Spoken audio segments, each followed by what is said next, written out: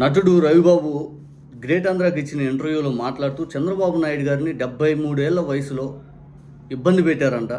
జైల్లో ఆయనకి Indian toilet ఇచ్చారంట, వెస్టర్న్ టాయిలెట్ అనేది ఇవ్వలేదంట.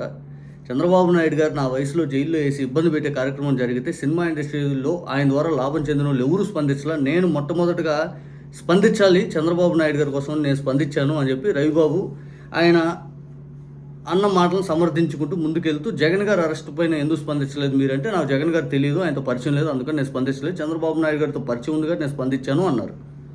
ఇక్కడ చంద్రబాబు నాయుడు గారు ఏమన్నా స్కామ్ చేస్తే మామూలుగా విచారణ చేసుకోండి, బయట పెట్టేసి, అంతేకాని జైల్లో వేయొద్దు అని చెప్పి ఆ రోజు ఆయన రవిబాబు మాట్లాడాడు. ఏది 2023 సెప్టెంబర్ ఆ టైంలో చంద్రబాబు నాయుడు గారు జైల్లో ఉన్నప్పుడు రవిబాబు ఆ రోజు మాట్లాడిన మాటలవి. నిజానికి చంద్రబాబు నాయుడు గారు జైల్లో అంత ఇబ్బందిగా గడిపారా అంటే రవిబాబు మాట్లాడింది అసత్యం, అబద్ధం. దేశంలో ఏ ఒక్క ఖైదీకి కూడా లేనటువంటి ఫెసిలిటీ చంద్రబాబు నాయుడు గారికి ఇచ్చారు. ఏసీగా ఉన్నటువంటి ఖైదీ ఎవరైనా ఉన్నారా? ఏసీ. చంద్రబాబు నాయుడు గారు జైల్లో ఏసీ ఉంది. కావాలంటే మీరు గూగుల్ చేసుకొని చూడండి, యూట్యూబ్లో వెళ్ళండి, ఎక్కడైనా చూడండి. చంద్రబాబు నాయుడు గారికి ఇంటి ఫుడ్, జైల్లో ఏసీ. ఏ ఒక్క ఖైదీ దేశంలో వీఐపీలుగా ఉన్నటువంటి పెద్ద పెద్ద ఖైదీలకు కూడా జైల్లో ఏసీ పెట్టాల. జయలలితకు కూడా పెట్టాల. పక్కన ఉన్న జయలలిత 6 సార్లు ముఖ్యమంత్రి, ఆమె 4 రోజులు జైలుకు పోయిందిగా, ఆమెకే ఏసీ పెట్టాల. లల్లూ ప్రసాద్ యాదవ్ ఏసీ పెట్టారా?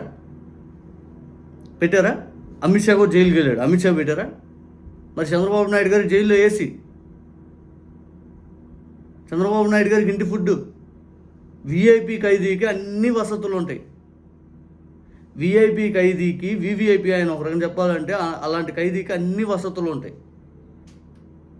మరి ఎందుకు ఆయన ఇబ్బంది పెట్టారు? ఐదని నీకు వెస్టర్న్ టాయిలెట్ కాదు ఇండియన్ టాయిలెట్ అని నీకు ఎవరు చెప్పారా? ఎవరు చెప్పారు? ఆనాడు నీకు ఎవరైనా చెప్పారా? ఎలా తెలిసింది బయటకు? అది ఎవరు చెప్పారు ఆనాడు? మరి మీడియాలో ఎవరు చెప్పలేదే?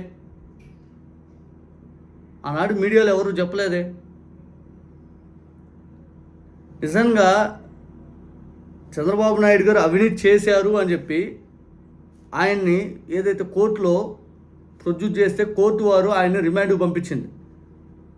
ఈనాటికి కూడా చంద్రబాబు నాయుడు గారు విచారణ అనేది ఎదుర్కోకుండా ఆయన అధికారంలో ఉన్నారని చెప్పి ఆయన కింద పనిచేసే సిఐడి వాళ్ళు సరైన సాక్ష్యాధారాలు లేకపోతే విచారణ అంతా బాగా చేసాం, ఇది అక్రమ కేసు 5 అని చెప్పి కోర్టులో మళ్ళీ చెప్పి కేసులు కొట్టేపించుకున్నాడు. చంద్రబాబు నాయుడు గారు నిజంగా ఏ తప్పు చేయకపోతే విచారణ ఫుల్ ఫ్లెడ్జెడ్గా చేపించుకోవచ్చు కదా. చంద్రబాబు నాయుడు గారు విచారణ ఎదుర్కోవచ్చు కదా. విచారణ మాత్రం ఎదుర్కోవాలా.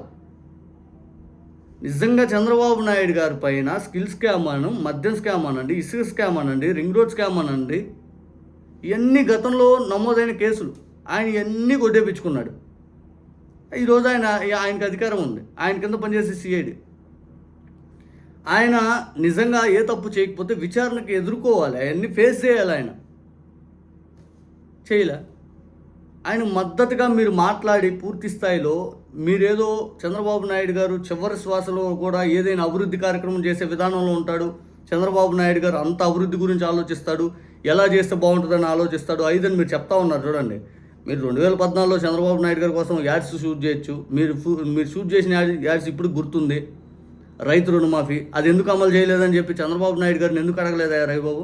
నువ్వే కదా రైతు రుణమాఫీ బాబు వస్తే అంతా అయిపోద్ది, బ్యాంకులో మొత్తానికి ఎదురు తిరిగినటువంటి ఇంట్లో సభ్యులు ఇవన్నీ ఉన్నాయి కదా అప్పుడు యాడ్స్. ఇంకా చంద్రబాబు నాయుడు గారు యాడ్ ఇంకోటి, బాబు వస్తే జాబ్ వస్తుంది, హెలికాప్టర్లో అమ్మాయిలను వచ్చి రక్షిస్తారు, ఇలాంటివన్నీ యాడ్స్ నువ్వే గతంలో షూట్ చేసింది. మరి ఇప్పుడు అన్నీ ఎక్కడ పోయినాయి? అవన్నీ ఎందుకు చేయలే మరి 14-19 వరకు? మరి ఏం చేశాడు అభివృద్ధి? ఏం చేశాడు? కళ్ళకు కనపడిన అభివృద్ధి, గ్రాఫిక్స్లు తిప్పే అభివృద్ధి. ఖజానాలో 2019 నాటికి దిగిపోయినాడికి 100 కోట్లు ఇచ్చెళ్ళాడు జగన్ గారికి. అదే జగన్ గారు 2024లో దిగిపోతూ బాబు గారి చేతిలో 7,000 కోట్లు పెట్టాడు. ఇద్దరికి ఎంత తేడా? ఇద్దరు ఖజానాలో ఎంత తేడా? రవిబాబు నిజంగా అభివృద్ధి చేశాడు 5 అని మాట్లాడితే, రాష్ట్ర విభజన అయ్యి 12 సంవత్సరాల్లో 7 సంవత్సరాలు ఏనే పరిపాలించాడు. 2 ఏళ్ళు కరోనా పోయి తీసేయి, 10 ఏళ్ళు వేసుకో, 3 ఏళ్ళు జగన్ గారికి వేసుకో, 7 ఏళ్ళు వెనకేసుకో. ఏం అభివృద్ధి చేశారు చెప్పు? మళ్ళీ అభివృద్ధి అని ఇదే మాటలు ఎన్ని రోజులు ఇవే మాటలు చెప్తా ఉంటారు చెప్పండి.